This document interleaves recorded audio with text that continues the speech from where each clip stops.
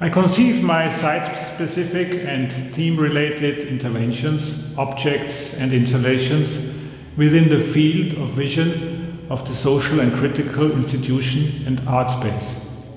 With unexpected combinations of material, I try to ask ironic, sometimes self-critical questions about the artist's self-image as a producer. I like to encounter the creative process in my work on the value-oriented art market with an ephemeral approach. In the exhibition Material Stories, several works from an earlier period are shown. Two works I would like to highlight.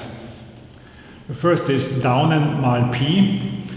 It describes the demarcated and open space with a floating feather boa on its infinite circular path in its lightness.